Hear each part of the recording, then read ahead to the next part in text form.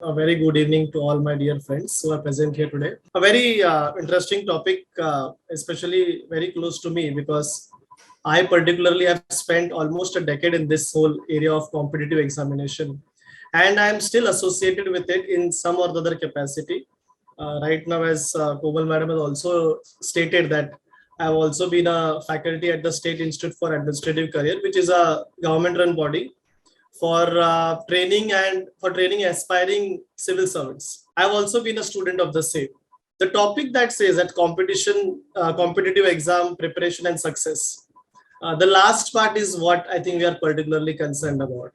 Everyone assembled here is, including me, if I would have been a participant, we are more concerned with the success part, and that's very obvious, especially in today's time when we are looking for quick success everywhere. This is something that everyone is drawn to, competitive examinations, because the returns are also equally great. When I say returns, I don't mean monetary returns. I mean returns in terms of status, in terms of your the kind of position you occupy, job stability, especially when we see in the post, like we are in the globalized world right now. When the corporate offers you a hire and fire policy, one of the reason why we turn to competitive examinations are because of the stability in jobs that is there. And as I earlier stated, the status that it offers. Even today, when we say "Chacha Vidhayak hai hamare," we also say "Beta hamara sarkari job mein," and it's still a status symbol, which is something which we cannot deny.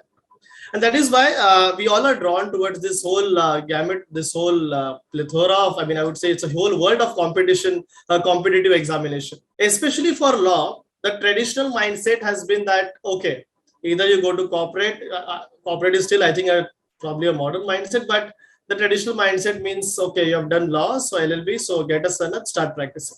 That has been a traditional mindset. Then gradually opportunities have been coming. Like I would also say, please, one of the interesting opportunity that I see, they also offer you internships and everything. So this is probably a content creation medium. Then opportunity, the corporate world is also there, but there are certain opportunities for law students as well, particularly for law students in the world of competitive examination. Broadly, if you see, the topmost, if you ask me, as per my analysis, the topmost examination that anyone would like to clear in this whole world of competitive examination is a civil services exam. That is a UPSC, sabko IAS banna hai, IPS, either of it. Now, this is the civil services, we call it as they don't look for specialist here, because you are a specialist. If I'm talking of, especially for law students here, you are a specialist. Like a doctor is a specialist in medicine, you are a specialist in law. In civil services, they are not looking for specialists, especially. They are looking for specialists as well, but not particularly. They are looking for generalist, as the term is there. If you see the list of IAS, IPS, IFS officers, police service, foreign service, administrative service, you will see that they are from different backgrounds. Somebody is an engineer, somebody is a doctor, somebody is a lawyer, or has been a lawyer. Somebody has, when I use the word lawyer, I mean somebody who has studied law, somebody who has studied medicine, somebody who has studied engineering, somebody who has studied journalism. So these civil services look for generalists, which means the competitive examination pattern for civil services is such that anyone, you may come from a Bachelor of Arts background, you may have done engineering, you may have done law, all of you have stand a chance here. It's basically it basically offers a level playing platform for everyone.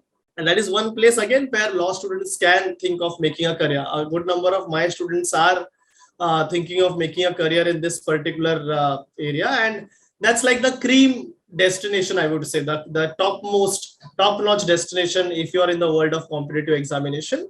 That yes, I want to clear the civil services exam. Of course, not an easy task. If I tell you some statistics, since I have been an aspirant, I also appeared for the interview. Unfortunately, I missed my final selection by 19 marks, but I was trying. Now I'm done with this whole world of competitive examination. Now I'm in the role of mentoring. I do mentor a few of my students. To tell you some statistics, that I was saying, that roughly 10 lakhs people, they fill the registration form, out of which 7 to 8 lakhs appear. The first stage, that is the preliminary examination stage. Then there is a second stage called as the mains examination, for which roughly around 15,000 students qualify. And then for the third stage, that is the interview, roughly around 3,000 qualified. This I'm saying provided there are 1,000 seats.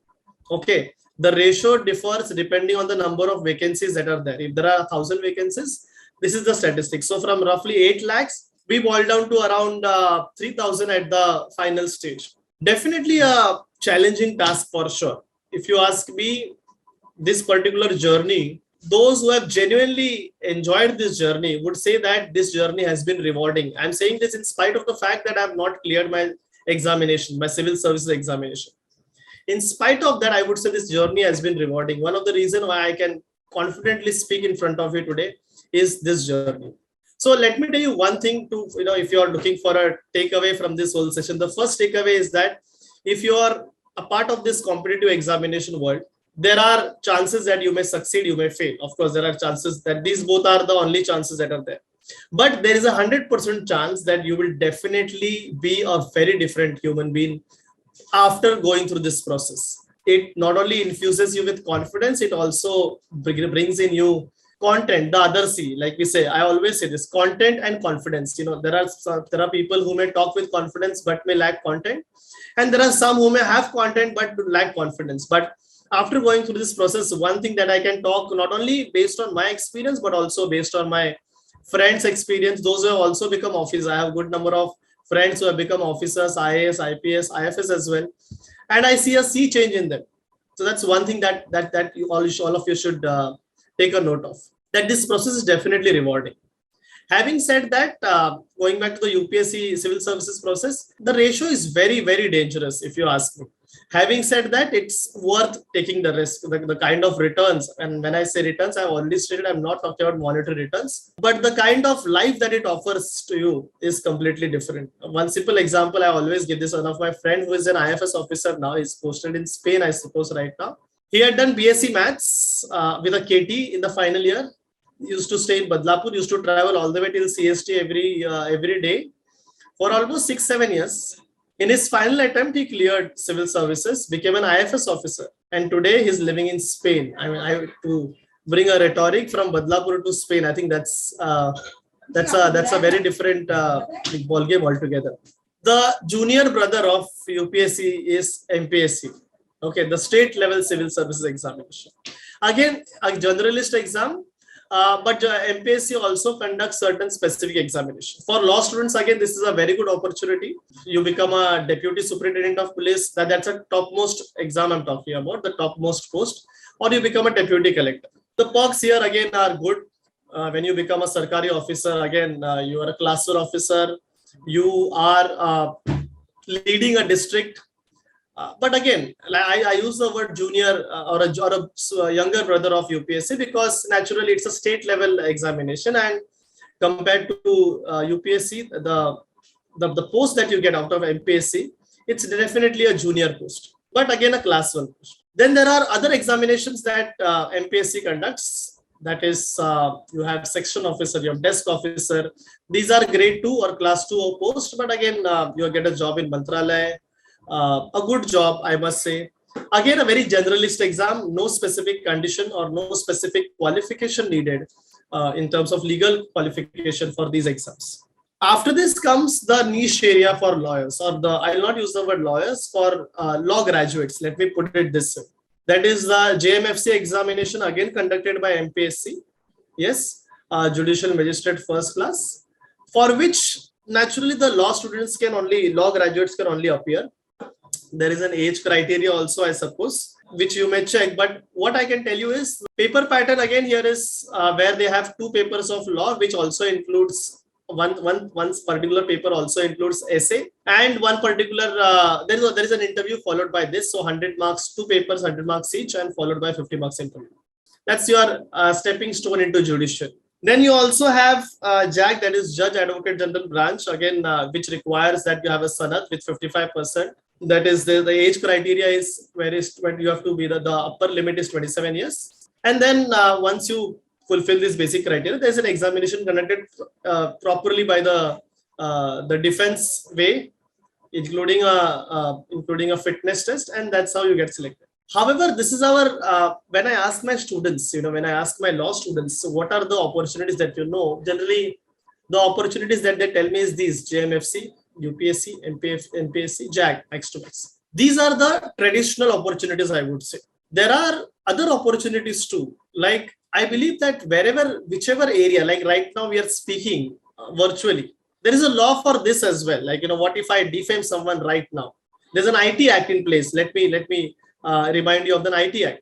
So law has reached under its wings. Law has everything. Whatever we do, everything has a legal ramification. And that is where even every organization also has a law officer. Now, corporate world offers you that position, but when it comes to the Sarkari world, when it comes to the competitive examination world, there are organizations like SEBI, RBI, banks.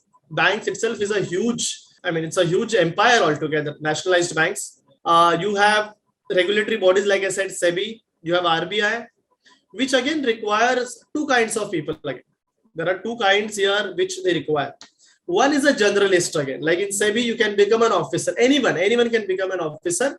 There is this examination for which the entry point is assistant manager. And they also have clerical exams. You also have assistant manager exams, that level exams. And there are exams for generalists. Now here, there are also exams for specialists. For example, somebody who is an engineer can appear for their examination. They will have a SEBI IT officer, information technology officer. Similarly, they have an examination, one example, that is SEBI law officer. Here, this is where I think a good number of my students, they are not really aware of the opportunities. Just yesterday, I came across a WhatsApp message wherein HPCL is looking for law officer. BPCL, HPCL, these are PSUs, public sector units as we call them. They also have openings for law officers, and these are opportunities which are lesser known about. One common thread when I begin at 5 p.m., one common thread that runs through all these exams, including the generalist as well as the specialist, is a set of things that you are supposed to know, a pattern that you are supposed to know, or a set of subjects that you are supposed to know. Each of these exams, let me tell you, it has a different pattern altogether. UPSC, I told you, UPSC, MPSC, they have more or less a similar pattern. That is preliminary examination, main examination, and interview. MPSC recently has come up with a notification that it will have examination based on the UPSC pattern. So earlier it had MCQs, now it will have subjective examination. So more or less the same pattern. If you look at examinations like SEBI, if you look at examinations like JMFC, if you look at examinations like RBI, which again has a legal officer, these examinations also have a similar expectation which UPSC or which MPSC would have from you. Now, what are these common areas? Let me touch upon these aspects. One definite thing that these exams expect from you is command over English. There is generally, I'm not saying all of these exams have an English paper, but yes, UPSC has a paper, but it is qualifying in nature, which means the marks do not get added up in the total. Same goes for MPSC. But in examinations like SEBI, in examinations like RBI, in examinations like banking, you have an element of English which is compulsory. The marks get counted in the total cutoff. That's one. Also, one common pattern that these examinations have is that they have sectional cutoff. I'll come to that part later. Before that, let me touch upon the common aspects. So number one, English. English is something that, now English does not mean that you may speak some fancy English and that is what they're looking for. No. A common pattern that they have in English is generally they look for comprehension skills. They look for grammar. They look for certain words and antonyms, synonyms, the usual pattern. Then comes the second part, that is logical reasoning. So reasoning, wherein they'll give you, I hope there is a basic understanding about what is reasoning, and then you have verbal reasoning, non-verbal reasoning. This is something that you will see in all the examinations, like right from the top-notch UPSC examinations to the clerical examinations too. So you will see questions based on reasoning. Just to give you one example, that okay, if a person X is related is somebody's father's uncle's brothers, something like this is just one example.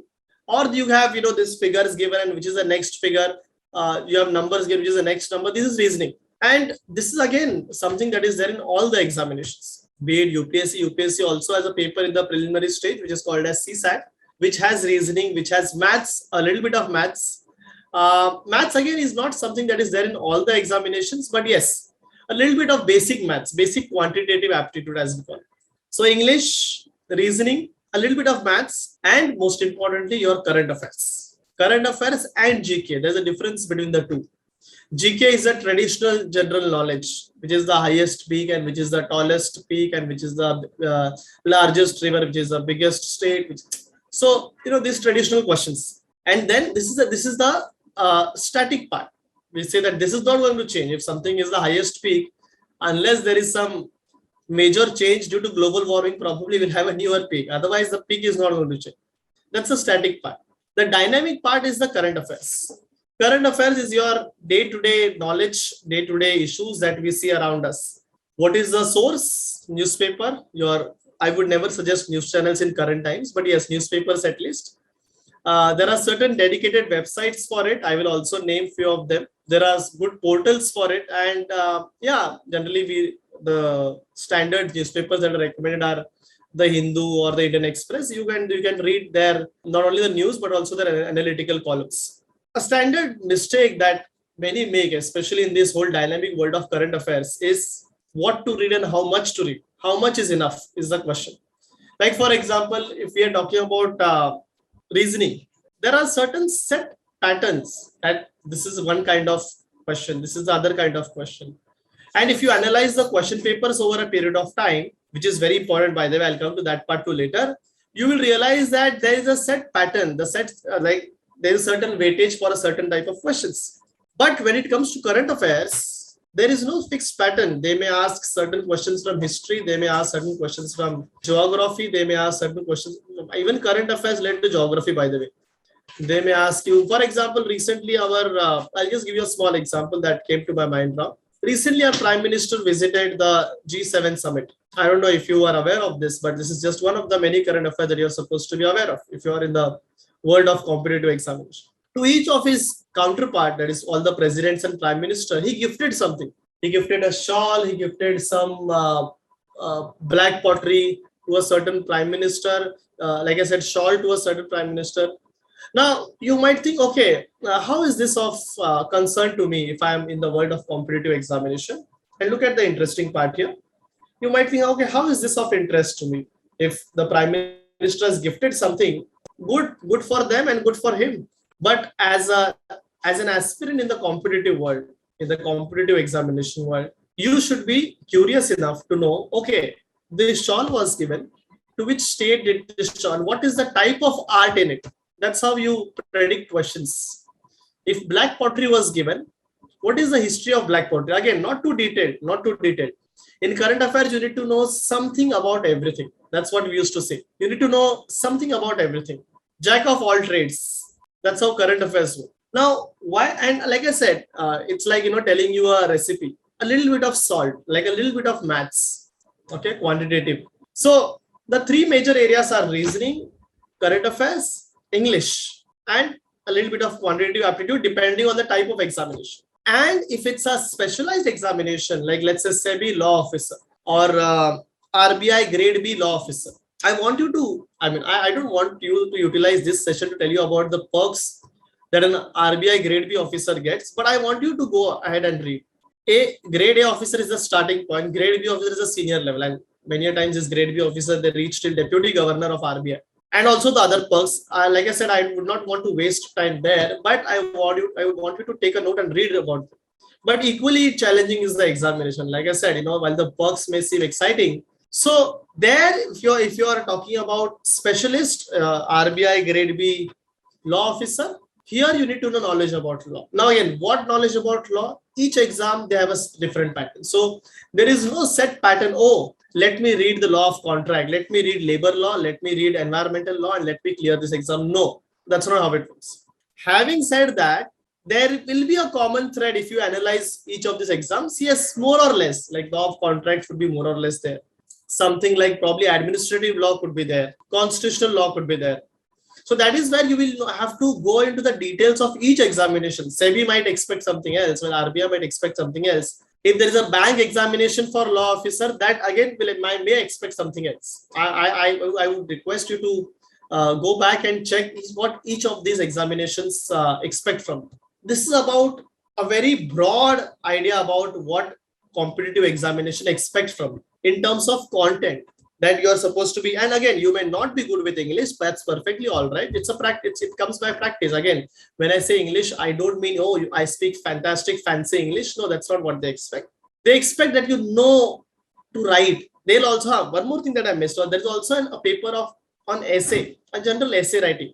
Again, not your traditional essays like my favorite sports person. No, these are very standard essays. Like the if there's a SEBI examination, they might talk about the twin deficit in India. That is a fiscal deficit and current account deficit. That they write an essay on this.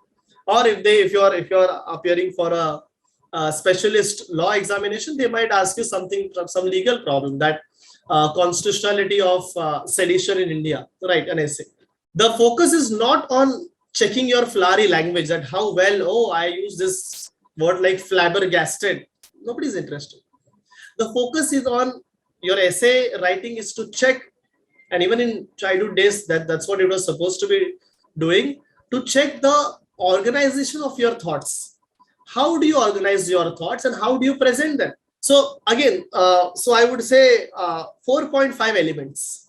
English, you might include essay in this, but I'll keep it separately. Reasoning, general awareness, GK and current affairs, essay, and half of quantitative aptitude. That is your maths, basic maths, matriculation level maths. If you look at the advertisement, they will say we expect matriculation level maths. So not even like some complex theorems or some complex theories. No, that's about the, like I said, content wise. Most of these examinations also have an interview. You might be good with content, but what about the other C, that is confidence? Your interview is not merely, again, to test your confidence, but it is also to test your integrity, to test your honesty. Be it UPSC, be it MPSC, be it any of these examination, one thing that if you go for a coaching that they will tell you is to not lie, is to not blabber something that you are not sure of. There have been instances where somebody has simply said, oh, I'm sorry, but I'm not aware. I'm sorry, I do not know, in majority part of their interview, and have scored good marks for their honesty. And experts sit there, by the way, we have this tendency that, oh, I can fool anyone. But let me tell you, experts sit there. They will catch every bit of you. They will catch every lie of yours, probably not even tell you, and your marks will reflect your lies. So again, the fifth part is, after 4.5, if I may say, the fifth part is interview, where your oratory skills to some extent naturally, and your confidence, integrity, and honesty is tested. That's one more common thread running through all the competitive examinations. Now, that's about the content part. Now, let's shift to the other aspects, what this competitive examination expects from. I've told you the opportunities. I've told you what is expected in terms of content. Now, let me tell you what is expected in terms of your mentality, in terms of your personality, in terms of your what does the process expect from you as a person. One thing is for sure, it takes a toll on your mental health. If you are not strong enough to deal with failures. If I have to give you my own example, I was almost a decade I've spent in this world of competitive examination, and the constant thing that I've faced is failure. That's constant. That's one thing that you should be ready for. I started off with this examination. In my introduction, madam introduced me that I have worked as a journalist in the initial period, and I did. I was working as a journalist. I was full of confidence, and I thought, oh, this competitive exam, UPSC, I'll clear it in one go. This examination makes you humble. It tells you that you are a small piece in this entire universe, and that's what this examination did. It made me humble to an extent where I knew how to accept failures. That's one thing for sure that everyone needs to be mentally prepared for. Failures. Success is that one-time thing, but the constant thing is going to be failure. You only need success. You only need to be successful once, but you will have to digest failures many times. And that's one thing we need to be mentally prepared for. Initially, at the start, I said that I'm glad I went through this process. This is one reason. So even at your, I know I'm slightly digressing, but even at your personal level, when you come across certain failure in your relationships, in your offices, in your, day-to-day life, if you go through this competitive examination process, okay, I've seen this. Okay, how disastrous can it get? So there is a certain mental makeup that you need to be ready with. I know it's easier said than done. I know that I might say things, but I remember the day result used to come. I'm sure most of you must have watched that series called as Aspirants, and that particular scene is an exact reflection. Any UPSC aspirant would watch it and cry, because that's exactly how an aspirant feels when the UPSC results come, be it preliminary examination, be it mains, or be it interview. The dangerous part is you have to start over all over again. It's not that like a CS examination, you clear level 1 and then you appear level 2, you do not clear and you come back to level 1. No, you clear level 1. Here you have to go back to level 1 again. So let me just spend or share, give you my 2 cents about the kind of mental makeup that this exam expects from. One, like I said, you need to be ready for failures. Two, you need to be disciplined. I don't want to make this sound like an ethical lesson or ethical lecture, that when I say discipline, oh, yeah, you need to do this. There are quite a few friends of mine who have studied merely for 6 hours on a daily basis, 5 hours on a daily basis. They were working in most of the cases, and I'll come to that part as well, whether we should work or prepare separately, or no, I'll come to that part. But coming back to this, so be it 5 hours, be it 10 hours, there are friends of mine who used to tell me, oh, I study for 12 hours. Well, not everyone who studies for 12 hours have cleared, because the question is, have you dedicatedly studied for 12 hours? And secondly, is there an output that is coming out of those 12 hours? There is no badge that you will get, oh, this gentleman or this woman has studied for 12 hours in UPSC but has not cleared. I'm sorry, there is no badge for that. Let me be brutally honest about it. In terms of the first thing that I told you is that you need to be ready for failures. Secondly, you need to be disciplined. That is, you need to be having a fixed routine. That also includes, in many cases, probably skipping your outings or skipping your. I also believe that we need to unwind ourselves once in a while, but that does not mean that every Saturday, oh, I don't care whether I'm preparing for competitive examinations or not, but I want to go for outing every now and then. I'm sorry, that's not how it works. We need to train our mind. I'm not being a typical teacher here and saying, oh, you'd be disciplined. I'm saying that you need to train your mind to focus and train your mind to get into certain study for a certain set of hours on a daily basis. There are ample videos on YouTube which will tell you about success stories. There are ample officers in the outside life. I see many senior police officers. I don't have to name any of them, but there are ample number of officers people are inspired from, and there are ample number of videos, thousands and hundreds of videos available, which will tell you about the success stories, about how they have cleared. These videos are available for free, and you might just simply go and watch them. Having said that, none of these strategies will suit you, because one of the very quintessential part of competitive examination is that you have to create your own strategy. And how do you create your own strategy? By mix and match, by permutations and combinations, by experimenting with your own self. There is no set way to clear examinations in the competitive examination, in the competitive world. There is no fixed pattern. Several times, many people have asked me, and many people have asked those who have cleared as well. So, oh, how did you clear this competitive examination? Be it a SEBI legal officer, be it a bank legal officer, be it a UPSC. How did you clear? There is no standard answer to this, unfortunately. There is no fixed capsule to it. The only way is that you experiment with yourself. You see to it that how well a certain strategy suits you. You may study for 6 hours, you may study for 12 hours. That's irrelevant to after point. It's all about how much you're able to produce. A constant thing that you also need to do is be aware of your ground that you play. So when we say what is that ground, for example, when we talk about UPSC, when we talk about SEBI, any examination, be it JMFC as well, know your ground, know your pitch if you're playing on that particular ground and on that pitch. Which means what? Know your syllabus, know your question papers.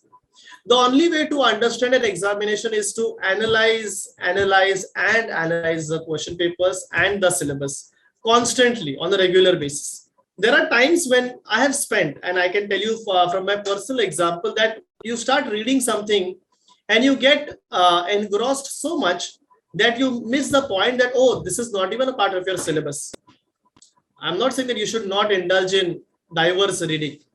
But when you take up a book thinking that this book is relevant to me, or this book should be read for this particular point in the syllabus, and then you go on reading for 5 days, and then you realize that only, let's say, a a part of, let's say, 2% of the syllabus has been covered by that particular book, and you realize it's been 5 or 10 days already, and you have wasted that time. So you need to be very particular about the kind of resources you choose, and also the time that you spent on these resources.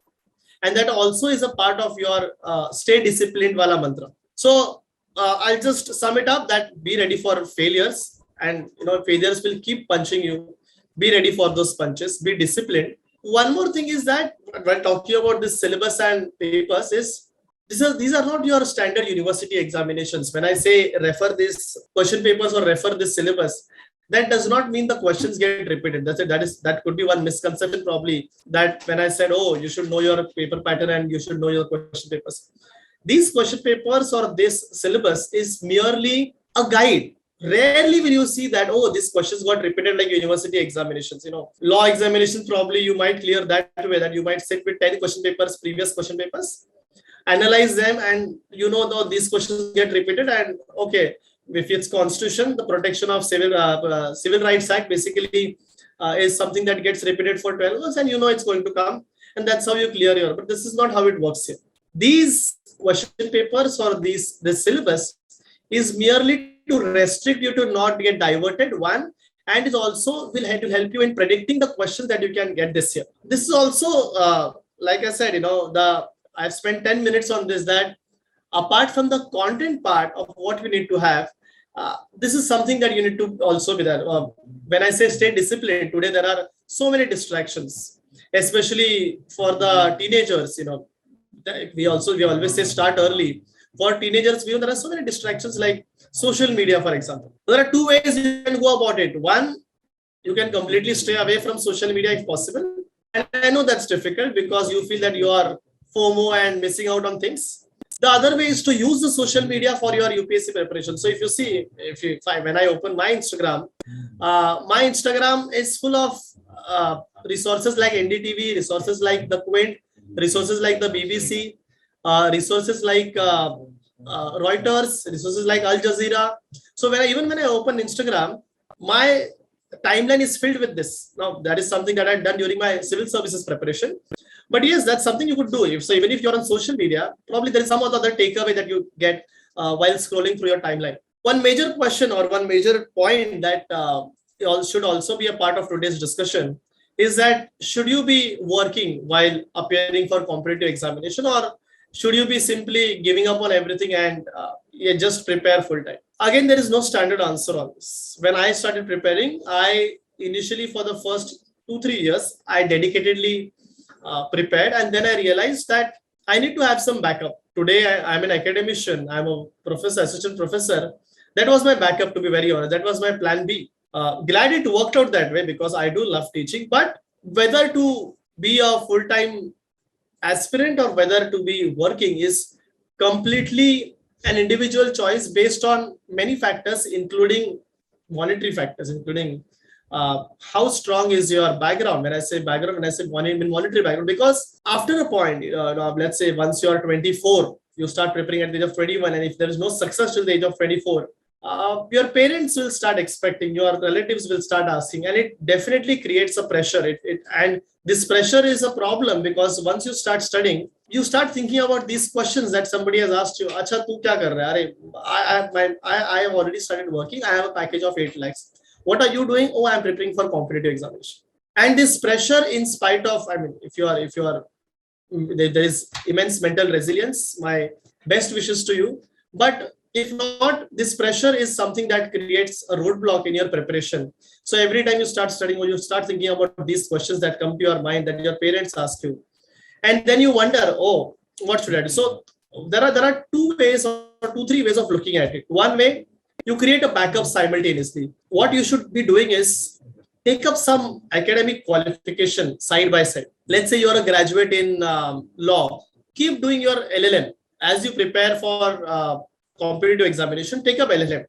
Once you complete LLM, if you're still not able to clear your competitive examination, take up something else. So what you do is your CV also reflects that you are busy doing something that makes sense. Secondly, like I said, create an alternative career. Like in my case, teaching was an alternative career. Today it's plan A. My plan B has turned plan A. But think of examinations which, like NET, for example. You could clear these examinations because I could, with all humbleness, I would like to say that I could clear it easily, because in UPSC you study so much that an examination like NET was a cakewalk for me. But this backup is definitely essential to have that mental peace while preparing. Now, having said this, there are instances. I know friends. I know my fellow friends who are preparing for civil service, who are working full time and have cleared. So, like I said, there is no standard or there is no fixed formula. But I believe that after a point, you need to have some sort of plan B which should be ready, because we used to, jokingly say this, that UPSC is unpredictable public service commission. It's Union Public Service Commission, but because of its unpredictability, which can be seen across all competitive examinations, you cannot be sure that, oh, let me decide that I'm going to clear this examination and I will clear. You cannot be sure of this. I know certain merit rankers in 12th standard and 10th standard, they are not able to clear UPSC. And I also give you an example of my friend who is an IFS officer today.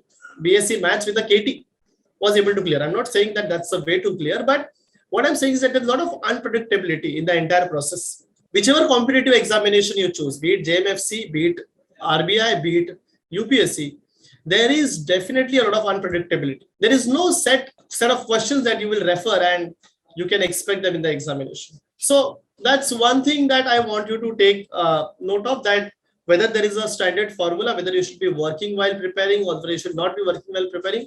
These are questions that you will be able to answer based on, most importantly, the monetary aspect, like how much leeway or how much liberty your parents are willing to give you, till what age, and also how much liberty are you willing to give your own self, and till what age, without earning. I mean, when I say liberty, the liberty of not earning.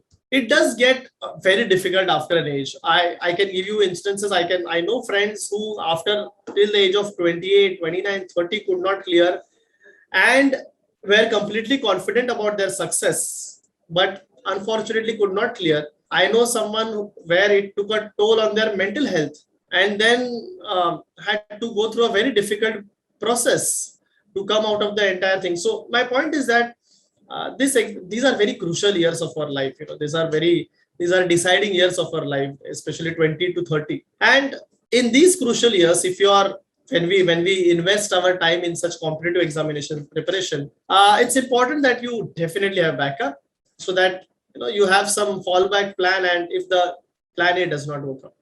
That's one thing that we need to focus upon. Let me check if I have missed out on anything. I've already spoken about the real world, the fancy world of competitive examinations. I've come across instances where somebody will tell you, oh, I cleared my examination very easily. There is definitely no easy way to success in this world of competitive examination. You might get motivated by watching those videos by 1 day or 2 days or for a week or for a month. At the end of the day, that motivation needs to be converted into action, and that action is not completely in your control. I mean, the output of that action is not completely in your control. So the real world is that you will be faced with a lot of challenges, a lot of failures if you do not clear initially. And then the only option is to struggle, work hard, work smart. So don't fall for those advertisements as well, coaching advertisements. When 250 students from our classes cleared, it's a scam. I can very openly say this. In reality, person might have just gone there for an inquiry, must have given the admission form, and well, that's how they take ownership of that particular student. So the real world expects you to be hardworking, be a smart worker as well, along with hardworking, and develop critical thinking, develop analytical skills, and that's how you go about this process. The final question that we have faced with is, where do we start? How do we start? This question was quite a challenge 10 years back, when the resources were limited and the resources could only be possessed if you had money. So there were certain institutions, certain coaching classes which had good notes, good resources, and somebody used to go to Delhi, somebody used to go to Pune, get these resources by paying a heavy fee in lakhs, and claim control that, okay, now I have the resources. But today that this question is irrelevant. The reason being that today everything is online, everything is virtual. There is nothing, like I said, people used to find a ranker, find a competitive exam successful person and sit and ask strategy. Oh, what did you do? But today that's irrelevant. Today, I have told you there are ample videos available on YouTube. Go check these videos and understand how things work. But where do you start? I have already stated the syllabus and question paper part. And I would also like to state that go with the basics of everything. Most of these examinations, they don't test your information, they test your knowledge. There's a difference between the two. Information is very superficial. The kind of questions that you will see, especially exams which have descriptive questions, are not straightforward. They will not say, discuss the Kisan credit scheme. No, that's not what they will ask. They will ask you, let's say, an examination which NABARD conducts. NABARD is the lead bank for agricultural issues. An examination which has descriptive pattern. I'm not talking about MCQs, but descriptive pattern will ask you critically discuss the role of, critically discuss the success of Kisan credit scheme, where you are supposed to critically discuss and not simply discuss what is the scheme. And for this, like, this is a mental exercise that you have to develop over a period. If they say analyze, you have to analyze. If they say critically discuss, you have to critically discuss. If they say explain, elucidate, each of these words, they have a different meaning. One point that I missed, by the way, is that most of these exams, they have negative marking. So the initial confidence that you might carry, oh, what? I have to score only 60 out of 100, big deal. But scoring this 60% out of 100 is a huge challenge. And with negative marking, generally there is 1/3 or 1/4 negative. Each examination has a different pattern. UPSC, I think, has 1/3, and something like NPSC has 1/4. Other examinations by SEBI, NABARD, RBI, they have different negative marking. So again, which means you cannot simply fake things. You cannot simply just pinpoint things. Oh, this could be the answer. There is no scope for that. When you say something, when you mark an answer, it has to be a sure answer, or at least a 50-50. So the starting point has to be, if you are preparing for civil services, the basic books like NCERTs. If you are preparing for other examinations, again, NCERTs do play a very important role. That makes your fundamentals strong. But again, that you have to check for which examination you are going to appear. With regards to law examination, Bare Act, I think there is no better thing than Bare Act. You could also refer Bar and Bench. You could also refer Life Law. These are very interesting portals that offer you diverse analytical perspective as well as factual information about day-to-day legal updates. So these two, according to me, are very good sources. Apart from that, there are various static sources which you may refer for different examinations. I hope I have covered most of the points that I was supposed to. I hope I have given you a perspective about how the world of competitive examinations operate. I hope I have touched upon most of these aspects. There are other opportunities too, not related to competitive, but research. For example, there are organizations like PRS, which also looks for legal interns, legal professionals. But again, we can discuss that some other time, since I was told to discuss about competitive examinations. And I really hope that this must have given you a perspective, at least a perspective on how things operate. And if you are going to start your preparation now, may this be the, if not the guiding light, the at least a ray to start with, or to a source of motivation for you to begin your preparation. And may you excel and succeed at the earliest. Although I may have said that you have to be prepared for failures, that's more of a practical stand. I really hope that you succeed and excel at the earliest in this world of competitive examination. My best wishes to all of you, and thank you, PLEA, for inviting me. If a student completed a diploma in environmental law policy, what are the working opportunities apart from civil services, and which competitive exams are applicable? Frankly, to be very honest, there is no particular examination that you could, when it comes to the competitive world again. Having said that, okay, let me add this. There are certain examinations, there are certain, organizations which look for an additional qualification like a diploma. For example, there are examinations that I know, competitive examinations that I know, which looks for legal officer with some HR background. So in this case, probably a postgraduate diploma in HR would help. So if there are organizations which look for such additional qualification, probably then yes, but I don't know. Again, it all depends on the credentials of that diploma, from which organization you're doing it from, where, whether it's a certified, whether it's a recognized organization. So it all depends. And also, yes, there are instances, there are times when certain additional qualification do help. There is something called as an essential qualification, where they look for a legal qualification, law qualification, and there is also something called as desired qualification. In this case, depending on the job profile, yes, you never know. There are newer opportunities coming. There is no particular one organization that I can point out. Generally, what I've seen is law plus HR, law plus CS, and these opportunities, these combinations do work in such competitive examination as well. Which newspapers should be preferred for preparation? What is the scope of current affairs? What to read and what not to read? What happens is, let me spend a minute on this. While discussing, I did not intentionally discuss because of the paucity of time. Newspapers generally, current affairs, for current affairs, you have the Hindu or the Indian Express. Today, you also have videos made, about what is to be focused on. But I would suggest not to go for these videos, because it's like giving you a mango ready to eat. You will never know how to cut a mango. You will never know how to pluck a mango. You will never know how to grow a mango. So my suggestion to you would be read the newspaper only, and not to read videos made on those newspapers. That's my suggestion.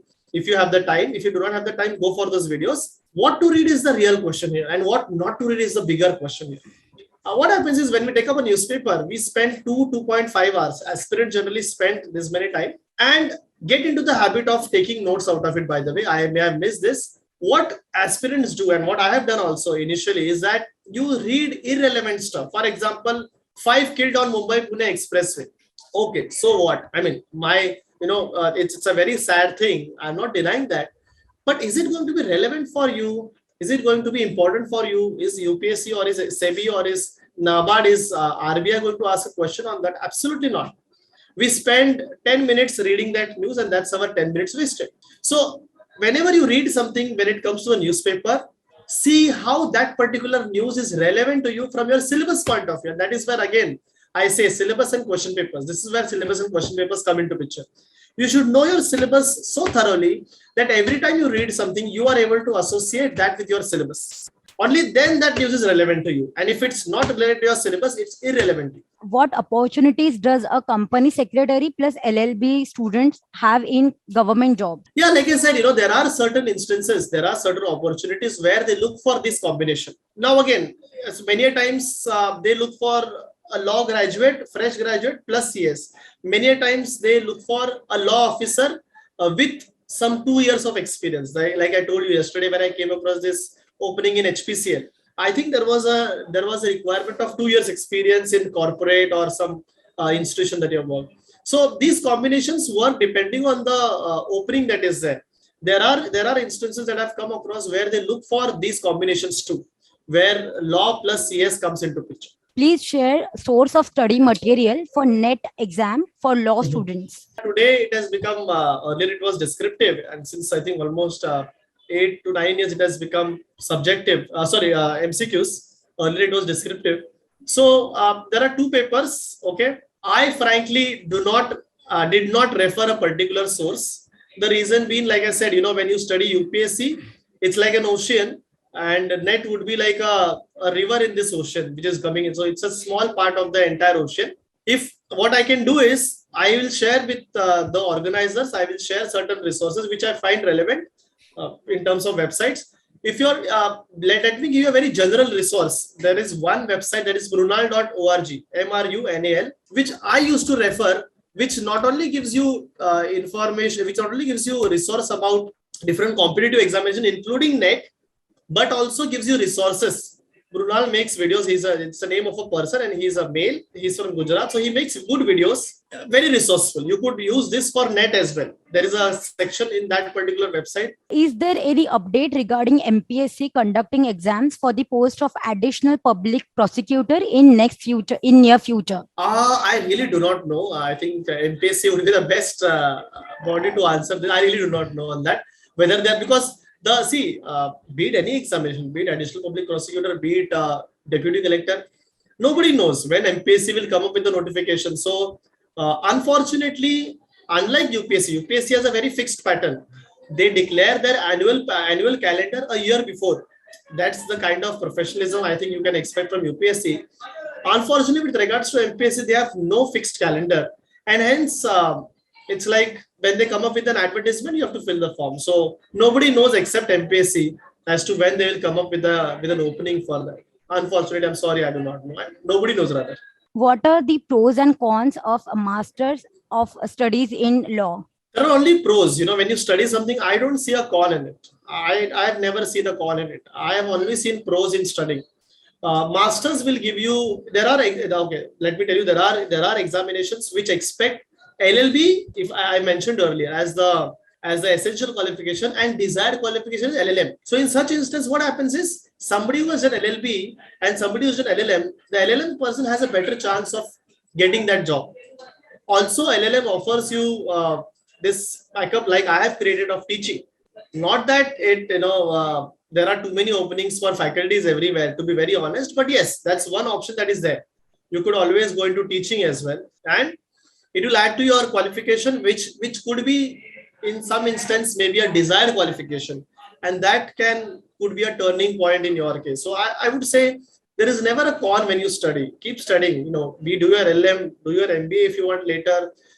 Take up a new degree again if you want. Do your graduation in something else. There is never a con in this. Where can environmental law analyst work in government or private sector? Where can he work? So there are government bodies that are there.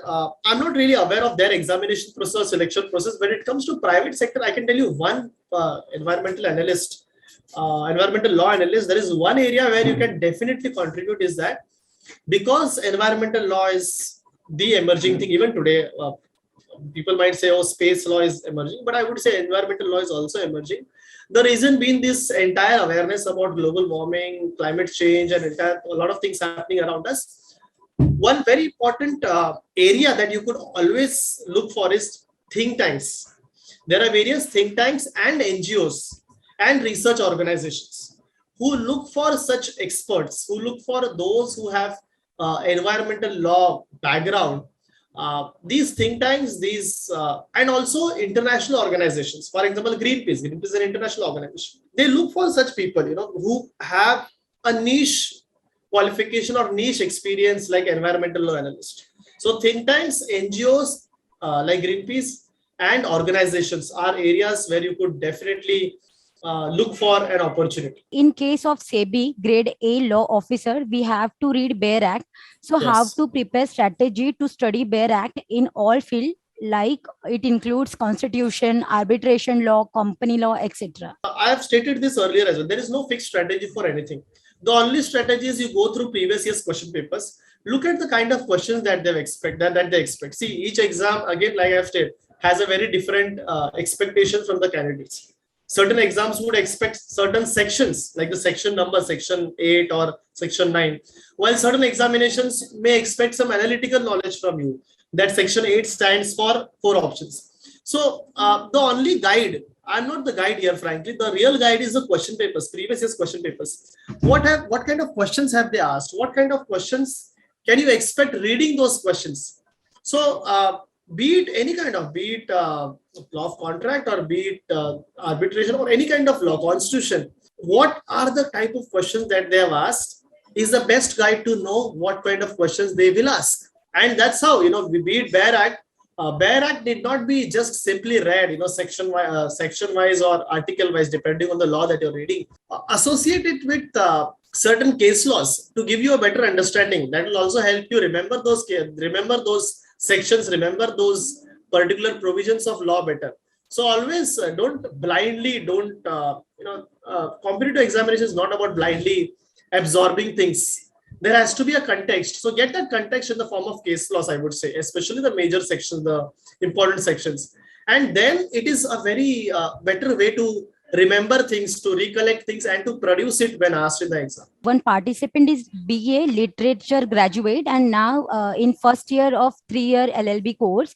Great. So he want guidance on law optional for UPSC. UPSC has subjects which are optional subjects, which you have to take. For example, I had taken political science. When it comes to taking law, any optional, be it law, he or she has done literature as well. Even if you take up literature, My simple suggestion to you is that this particular level that they expect is master's level. So even when it comes to law, there are law students who do not take up law optional. The reason being that optional means you require in-depth knowledge about that particular subject. You cannot have superficial knowledge about it. If you go through the syllabus of the optional, you will get a very fair idea.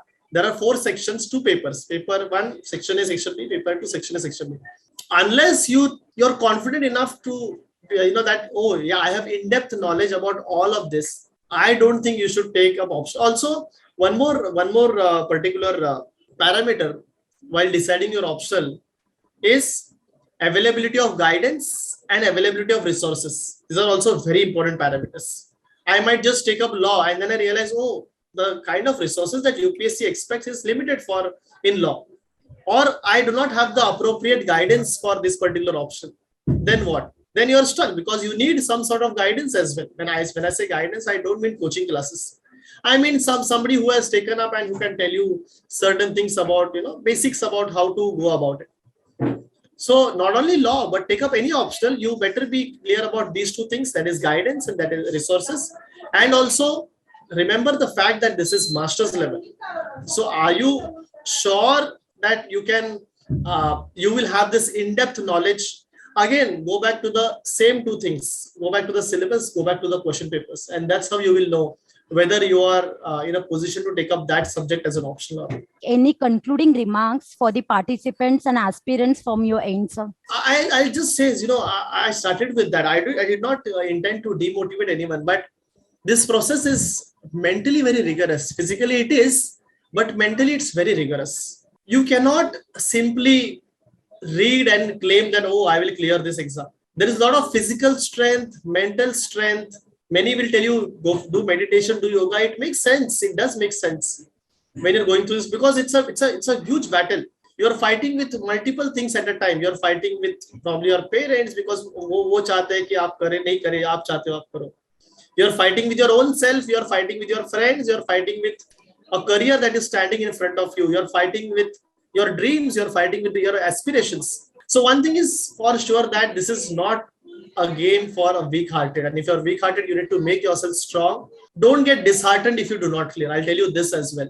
I want all of you to really clear. I would want you to clear and probably tell me someday if we meet later, oh, I heard this webinar and I cleared my exam. I would be more than happy. But if you do not clear, don't be disheartened. It's a process. I have already stated this, that this process will make you a very different human being at the end of it, irrespective of whether you clear or not. And I'm not saying this just for the sake of saying, but I really mean it. My best wishes to all of you. These are my concluding remarks.